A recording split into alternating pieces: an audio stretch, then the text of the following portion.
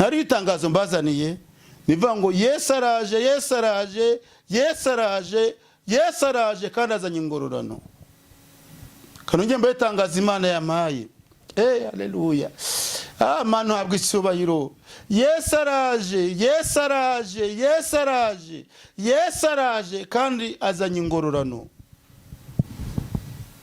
Naho nasoza nkiyicarira kuko namaze umwanya munini nsengerera ijambo, ariko Imana irambwira ngo mbwira abantu ko Yesu aje kandi azanye ingororano.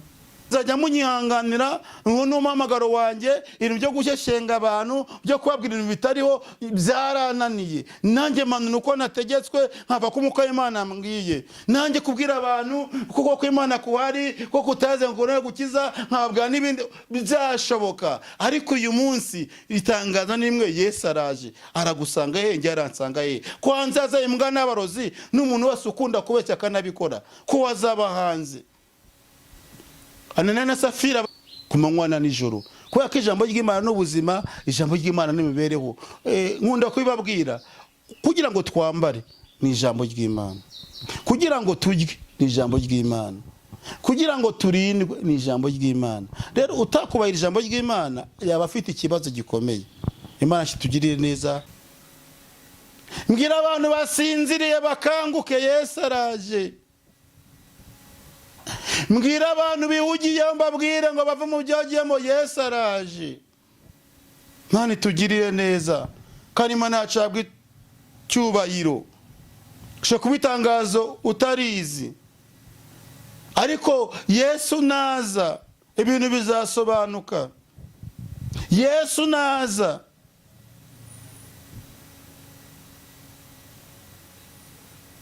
haleluya.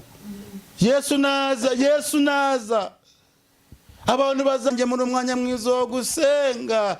Dukeneye kuruhukira imbere y'amaso yawe, dukeneye kwambikwa imbaraga nawe, dukeneye kutwigiza imbere.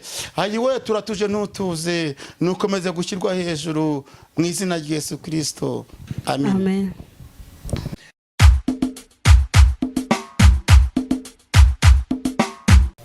Nguhaye ikaze wo gukurikirana ibiganiro bya Mama Linda Official. Uruwa agaciro gakomeye wabashe gukora subscribe, nawe waba utarayikora nagushishikariza kugira ngo uyikore, kugira ngo ujye ubana natwe kuri buri kiganiro cyose dushyizeho. Udukurikirana mu Rwanda, udukurikirana uri hanze yarwo, navuga ngo Imana iguhe umugisha. Birashoboka ko waba utameze neza, ariko kuri isi bibaho. Uyu munsi ushaka umeze neza, ejo bikanga, ariko nakubwira ijambo ryiza mvuga nti isunge Yesu Kristo nk'umwami n'umukiza, nukuri azagutabara, azakurengera. Imbere yanyu hari umutumirwa, umupapa mumaze kumenya kuri Mama Linda Official. Umeze ute mukozi w'Imana? Turashima Imana. Yego murakomeye. Tubonye Imana ikiturinze. Imvura zaraguye, indwara ziriyongera, ariko Imana cyaturinze iracyahabaye. Imana ihabwe icyubahiro. Yego. Twagusuye nanone rero, nukuri wakoze kutwakira. Imana iguhe umugisha. Murakoze cyane ko tusabira umugisha. Yego. None Imana iravuga iki urebye ko abantu bayo bameze muri iki gihe n'ibibazo biriho n'intambara? Imana iri kubivugaho iki? Wagira ngo wabimenye kubera ko message n'ubundi mfite ngiye gutambutsa ni itangazo rivuga ngo Yesu araje.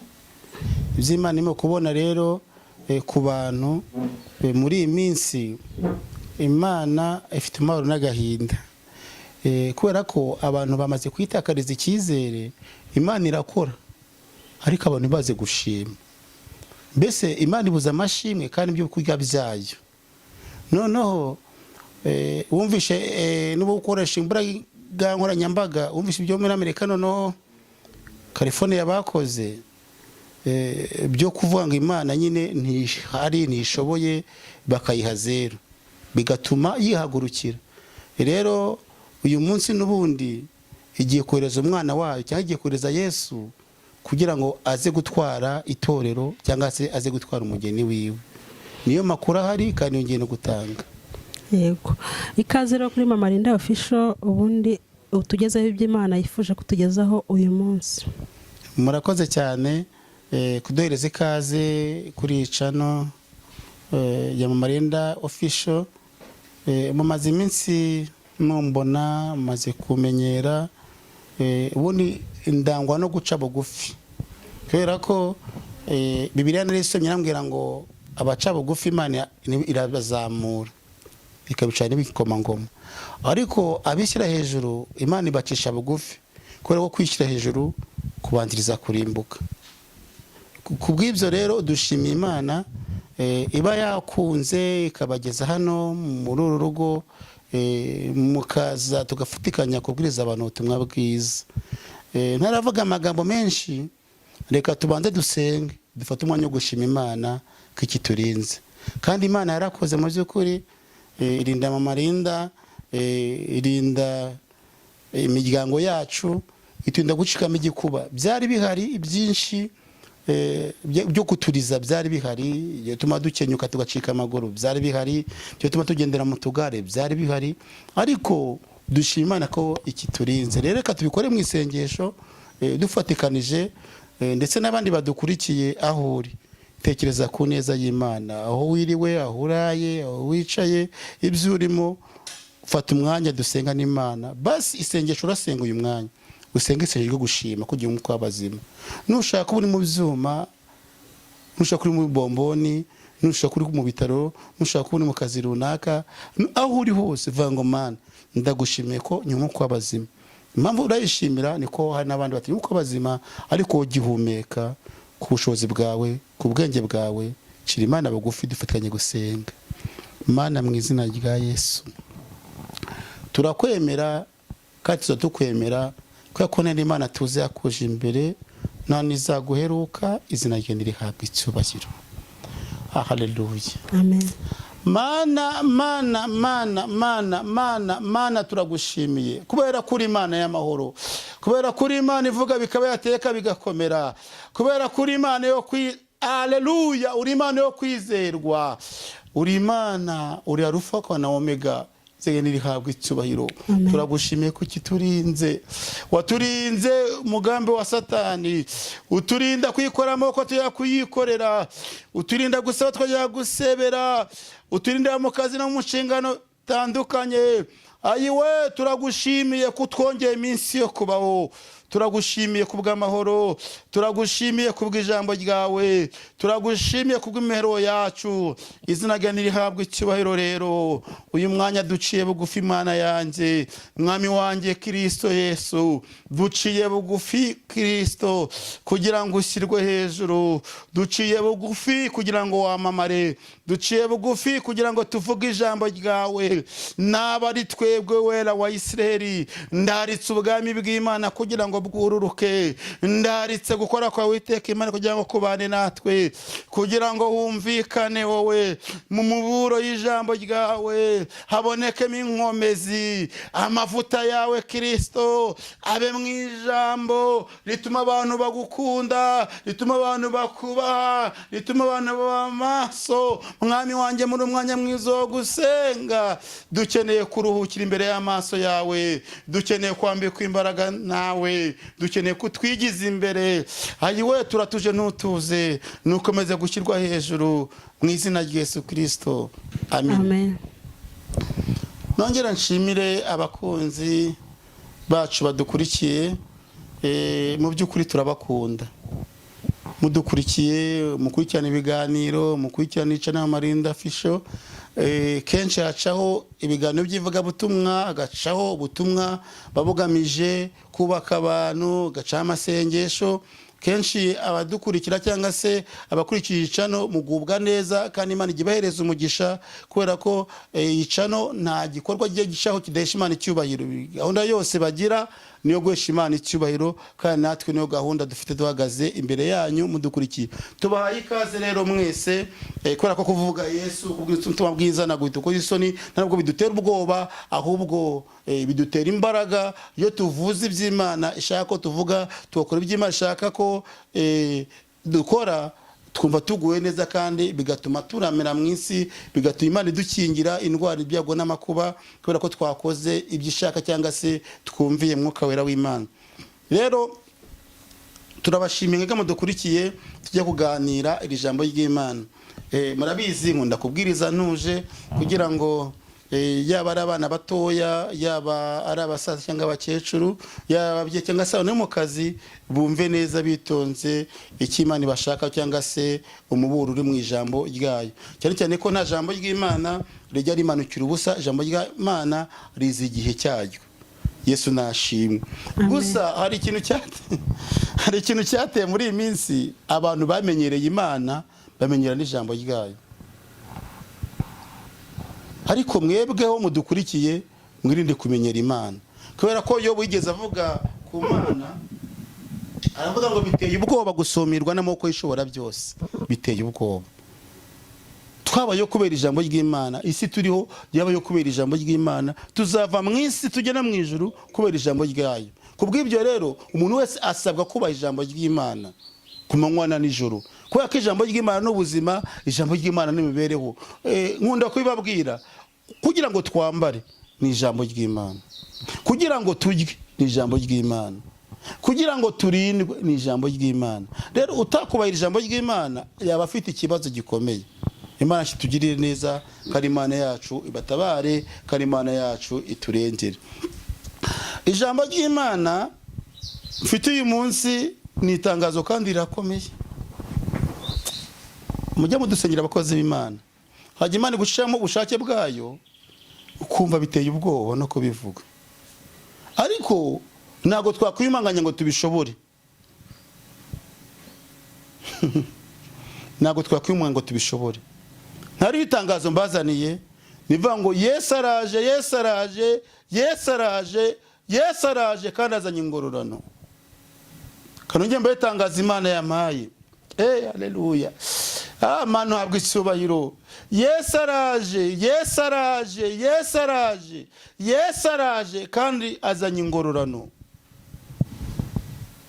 Naho nasoza nkiyicarira, kuko namaze umwanya munini nsengerera ijambo, ariko Imana irambwira ngo mbwira abantu ko Yesu aje, kandi azanye ingororano. Imana yambwiye mbwira abasenga muri iyi minsi ko Yesu aje. Mbwira abantu basinziriye bakanguke, Yesu araje. Mbwira abantu bihugiye mbabwire ngo bave mu byagiyemo, Yesu araje. Nani tugirire neza, kandi Imana yacu habwa icyubahiro. Ushobora kuba itangazo utarizi, ariko Yesu naza ibintu bizasobanuka. Yesu naza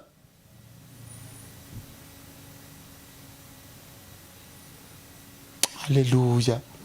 Yesu naza, Yesu naza, abantu bazatungurwa, kubera ko umwana w'umuntu azazijyamo abantu badatekereza. Hari umwanditsi wavuze ngo Yesu azaza nk'umujura. Ntabwo azaza nk'umujura ko atari umujura, ahubwo yashatse kuvuga ngo Yesu azaza mu buryo bitunguranye. Birarambwiye ngo abagore baza barimo gusya, ari babiri basya, ari babiri barimo kugenda basya, umwe agende undi asigare. Yesu araje. Abagabo babiri ngo baza bari hejuru y'inzu, umwe agende undi asigare. Yesu araje, Yesu araje.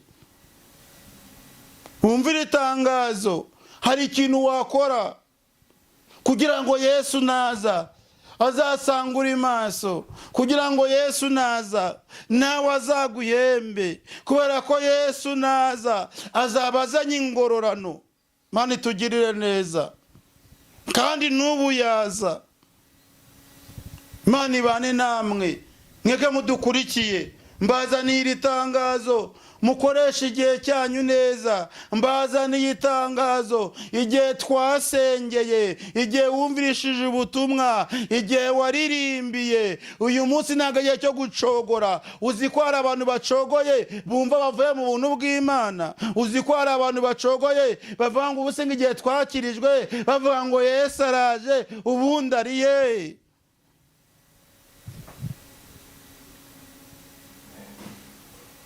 Yesu araje, Yesu araje. Bahanuzi mugumye muhanura uko mwategetswe. Yesu araje. kandi Yesu naza azaduhembera ahantu adusanze. Nasanga turi mu masengesho azaduhemba, nasanga turimo kubwiriza azaduhemba, nasanga tukiririmba tukiri mu muhamagaro wacu azaduhemba. Yesu ahabwa icyubahiro kandi Yesu ahimbazwe. Imana yacu ikomeze gushyirwa hejuru. Nkomeje kubabwira iri tangazo rivuga ngo nyamara Yesu araje. Impamvu babwiye ngo Yesu araje, nasomye ijambo ry'Imana mu gitabo cya Matayo 25 rirambwira ngo mu gicuku, igicuku kinishye, abantu basinziriye, humvikanye ijambo rivuga ngo umukwe araje, mubyuke tumusanganire.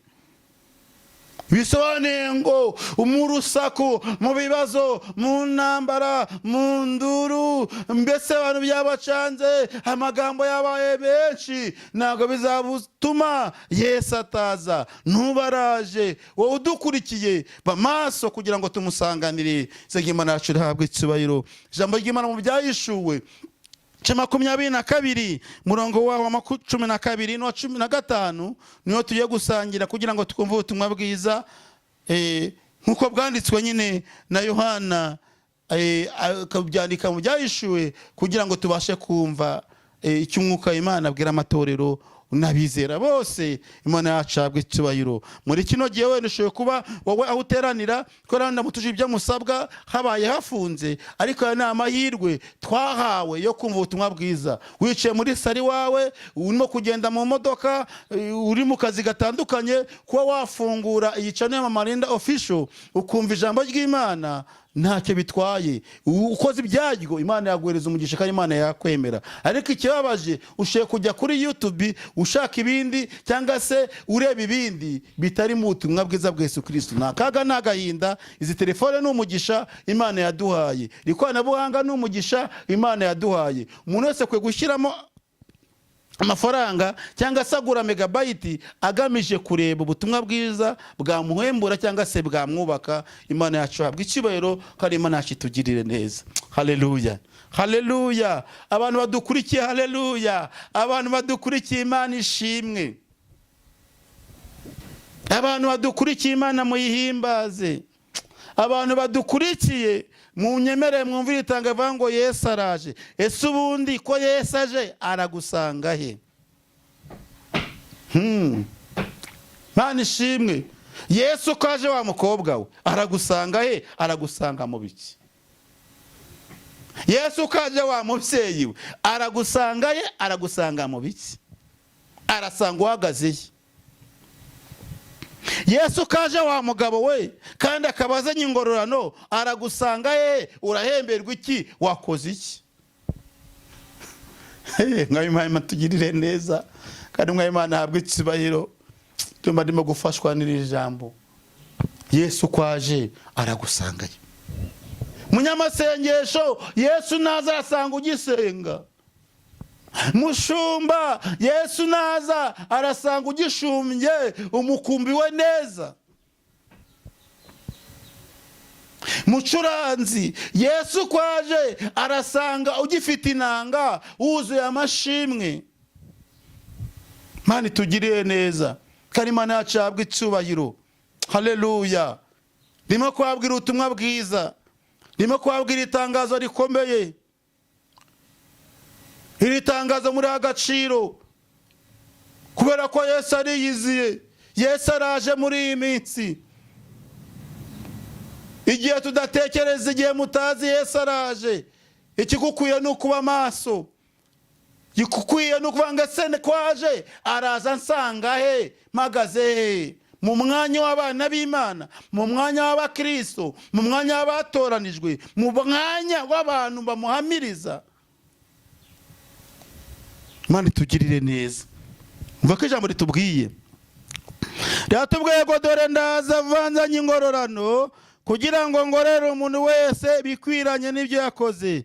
Ndi Alufa na Omega, uwa mbere n'uwa nyuma, itangiriro n'iherezo. Haleluya. Nkurikira neza wumvira ijambo. Hahirwa abamesa ibishura byabo kugira ngo bemererwe kwegera cya giti cy'ubugingo kandi banyure mu marembo binjire muri rwa rurembo. Tega amatwi iri jambo kandi nanone. Hanze hazaba imbwa n'abarozi n'abasambanyi n'abicanyi n'abasenga ibishushanyo n'umuntu wese ukunda kubeshya akanabikora. Mana itubabarire, Mana itubabarire, Mana itubabarire. Mwege mudukurikiye, ndi mu mwanya wo kwinginga Imana ngo itubabarire, kubera ko ijambo ryambwiye ngo araje azanye ingororano ko kuri muntu wese ibikwanye n'ibyakoze. Ijambo ryambwiye ngo hahirwa abamesa ibishura byabo mu maraso y'umwana w'intama w'Imana. Abo bantu barahiriwe. Ese mwege mudukurikiye mwamaze kumesa ibishura byanyu? Muri mbya 68 turirimba mu ndimo zo gushimisha Imana mu gitabo cyacu, hatubwira ngo ese wogejwe n'amaraso ya Yesu, mbese imyambaro yawe irera?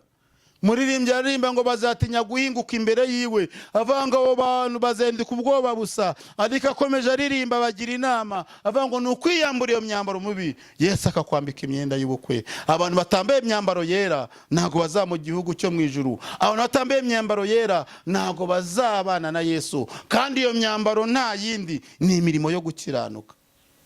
Imana itugirire neza. Haleluya! Imana itugirire neza. Birakwiye kugira ngo abantu bose bamese ibishura. Ijambo ryavuga ngo hanze hazaba imbwa n'abarozi n'umuntu wese ukunda kubeshya akanabikora. Abo bantu bazaba hanze, nta murage, nta munani mu bwami bw'ijuru. Muzajya munyihanganira, ubu ni umuhamagaro wanjye. Ibintu byo gushyeshyenga abantu, byo kubabwira ibintu bitariho byarananiye. Nanjye manu uko nategetswe nkava ko umuko Imana mbwiye. Nanjye kubwira abantu kuko ko Imana kuhari, ko kutaze ngo no gukiza nkababwira n'ibindi byashoboka. Ariko uyu munsi itangaza nimwe, Yesu araje. Aragusanga he? Njye aransanga he? Ko hanze haza imbwa n'abarozi n'umuntu wese ukunda kubeshya akanabikora, ko wazaba hanze. Ananiya na Safira babanye n'izindi ntumwa, bari abantu umugabo n'umugore, ariko icyaha bakoze kimwe cyonyine cyatumye barimbuka, barangije baranapfa. Ntugakinishe icyaha icyo ari cyo cyose. Mana kitugirire neza, kandi Imana yacu ihabwe icyubahiro. Ndumva nakomeza kubabwira aya magambo. Hari igihe abantu bagiye basirimba bakavuga ngo Yesu araje, Yesu araje we, bakaguma muri ibyo ngo Yesu araje. Ariko se muzi ko azazanywa n'iki? Yesu azazanywa n'ibintu bibiri. Azaza guhemba, aze no guhana. Bisobanuye ngo iki? Abantu kuba warasirimbye ibyunzwe bikaza, kuba waragize gute. Nigeze mbabwira mu minsi yatambutse abantu buzi umwuka wa Antikristo. Nigeze mbona umuntu arasirimba, arabyina, yagiye kubwiriza ahantu ibyunzwe biraza, arangije abwira abantu ngo baze bajye bafate ku byunzwe byiwe, hanyuma ngo Imana yabamumugisha. Abantu batonda umurongo bafate ku byunzwe byiwe, bakabyihanaguza ngo ni umugisha w'Imana. Ndavuga ati kwa jinara Yesu. Murumva abantu bageze, abo nabo nabita abakozi b'Imana. Ariko uyu munsi nyemerera wumvira itangazo rivuga ngo Yesu araje, nyamara arakuzi nanjye aranziye. Niba usenga reka ubwo burozi, niba usenga reka ibyo binyoma. Sikora so igitabo cya Matayo gikamwa ngo n'amagambo y'imfabusa abantu bavuze bazayabazwa. Amagambo y'imfabusa, kwa gutebya, za burage, amagambo y'imfabusa abantu bazayabazwa. Mesi ibishura byawe mu maraso ya Yesu. Fata kamera yawe uyijugunye, uyihame. Reka kwiyoberanya, reka kugenda uvuga abantu wego baramvuze ngo reka bavuge, umunwa no kuvuga. Uragira ngo bakora iki? Ngo abantu baranyanze nibakwange na Yesu baramwanze, abo nibakwanga Imana igukunda kwemera bigutwaye iki? Niryo shuri ryawe gusa ukuri uko nguko niba utegereje kuzabwa ingororano ukaba ufite umuhamagaro w'Imana wa Yesu Kristo, gumya ukizwe, gumya ukiranuke, gumya abantu bahiriwe bamese amakanzu yabo maraso umwana w'Imana nawe ubemo. Imana ikugirire neza, Imana itobekane, Imana iturengere. Ijambo ryatubwiye ngo iki? Niryo tubwiye ngo Yesu arirahire, dore ndaje vuba. Uko ni ukuri Yesu araje. Reka nongere mbisubiremo. Sajya abantu babivangavangiye, tukabwira abantu ngo bakizwe neza, bakumva iby'amagambo nyine by'abashumba, bakumva nibisanzwe. Tukabwira abantu ngo buzure umwuka w'urukundo n'ubugwaneza, bakumva si ibyabo. Ariko Yesu agize gute? Araje. Imyaka amaze muri uyu murimo ntabwo ibyo nzamukangisha. Imyaka umaze mu idini cyangwa itoro ryawe si ibyo uzamukangisha, ahubwo igihe umaze wabaye mu buzima burimo Kristo neza, wabaye mu buzima bukiranuka. Ntabwo muziki ijambo ryatubwiye ngo kuri uwo munsi nibwo uyu mugabo witwa Yesu azerurira abantu. Ntabwo ati mwumve imbere, sinigeze mbamenya. Mwumve imbere. Batavuga ngo twararirimbaga, twarahanuraga, ariko se uhanuraga uzuye umwuka w'ishyari, ugahanura wuzuye amagambo, ugahanura urumurozi, ukajya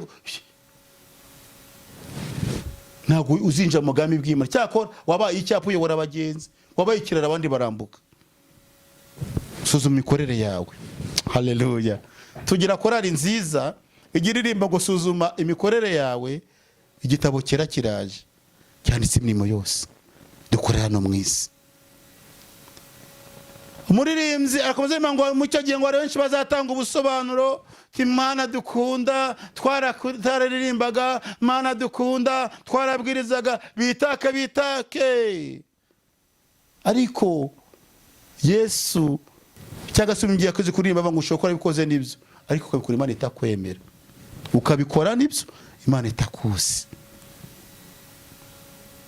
Rero ndakwinginze, ca bugufi, Imana ishyirwe hejuru. Ndakwinginze, niba Yesu avuze ngo ndaje vuba, ntabwo wamenya umunsi cyangwa isaha, bamaso. Niba ijambo ryatubwiye ngo wahirwa abamesa ibishura byabo, uyu munsi reba ko umwambaro wo gukiranuka wera utarimo ikizinga. Nusanga urimo ikizinga, uko aravuze mwene so, ugenda umusaba imbabazi. Nusanga urimo ikizinga, ukaba urya icya 10 cy'Imana, ari itegeko ry'Imana, ihute usemana imbabazi. Niba ikanzu yawe irimo ikizinga cy'urwangano, saba Imana imbabazi ko bare kwangana kugira ngo ikanzu ikomeze yere. Imana tugire neza, kandi Imana yacu yabwa icyubahiro.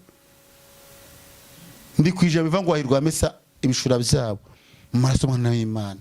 Bisobanuye ngo iki? Amaraso ya Yesu yonyine niyo atweza ibyaha, niyo atwareba ibyaha, niyo aguhindura wera ukera. Imana yabwa icyubahiro. Ni umwuka w'ubwibone waraje muri wowe, wamaze kwanduza ikanzu yawe, ntago ikera. Shira Imana bugufi, Imana ikubabarire, umese ikanzu mu maraso y'Umwana w'Imana. Niba wararakariye abantu, ukabona ko abantu beza batakiriho, koreka nose buzumu ko buryarya, buzumu ko bugome, ari byo wiyumvishamo bikakuzura, ikanzu yamaze kwandura. Genda mu maraso ya Yesu, wongere ufure, wongere umese.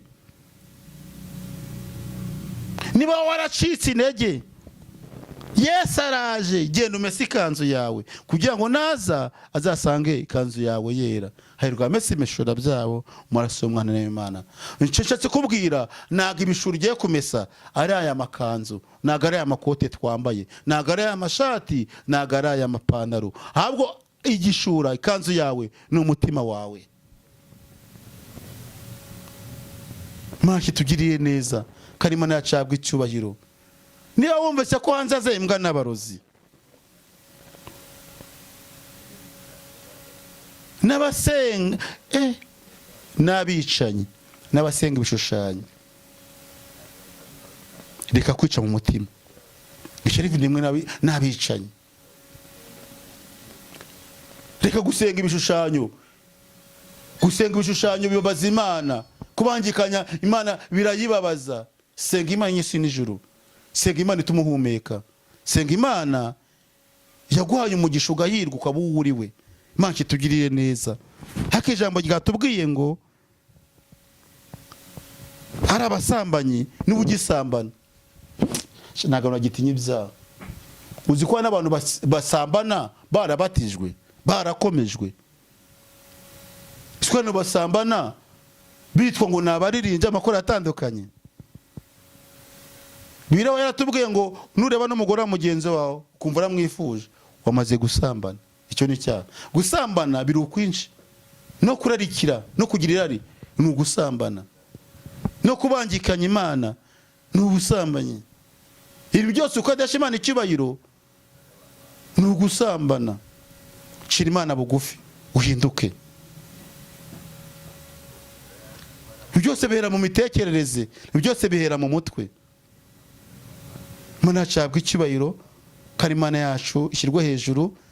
Ngiye gusoza iki kiganiro cy'uyu munsi, cy'uyu mwanya, nkwifuriza kubana n'Imana, nkwifuriza kwakirira itangazo, nkwifuriza kumesa ikanzu yawe maraso mwana n'Imana, nkwifuriza kuzabwa ingororano. Ntabwo mbwira abantu ngo mbatinyisha Imana ngo izabana ngo izabica. Oya, nitwemera tugahinduka tugakora ibyo Imana ishaka, izatugira imbabazi, izaduhereza umugisha. Nitwemera guhinduka tukemerera Imana igatura muri twebwe, ubwabwo Imana bukagendana natwe, Imana izaduhemba. Imana mbese izadutuza mu mugambi bwayo, aho tuzongera kure no guhangayika. Ariko umwanditsi Yesaya yaravuze ngo nimwanga kumvira mukagoma, nta kabuza inkota y'Uwiteka izabarya, akanwa k'Imana nacyo k'Uwiteka niko kabivuze.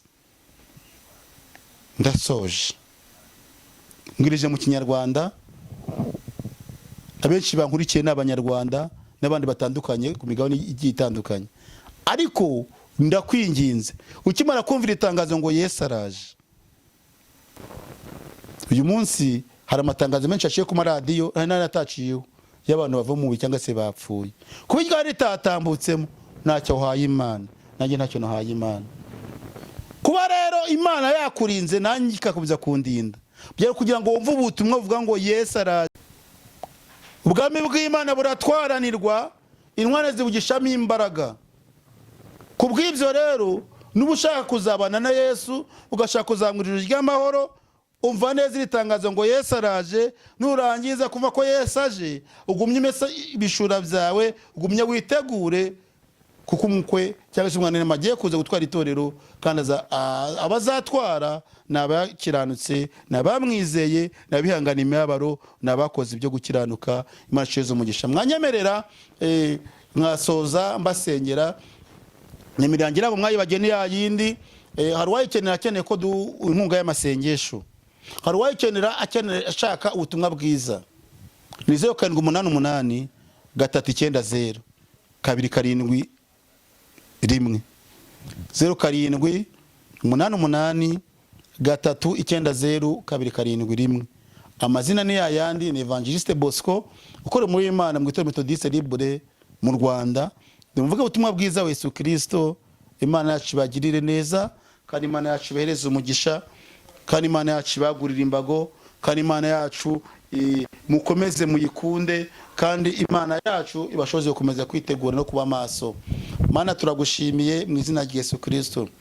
Maze gutambutsa ubutumwa wampaye, iri tangazo vango Yesu araje. Uko nukuri, ijambo ryawe nukuri. Yesu araje kandi azanye ingororano. Ingororano azanye nizabasenga, nizabakubashye, nizabakiranutse, nizabirinze. Data wa twese, shoboje itorero rya muri iyi minsi, shoboza abantu muri iyi minsi birinde kandi babe maso. Kwako ijambo ryambwiye ngo wahirwa abamesa ibishura byabo, abo ngo muzabana mu bukwe, abo ngo bazamurira ibyabejejwe, abo ngo bazamurira ibyabera. Udushoboze kwezwa rero, kandi dushoboze kuba maso mu izina rya Yesu. Amen.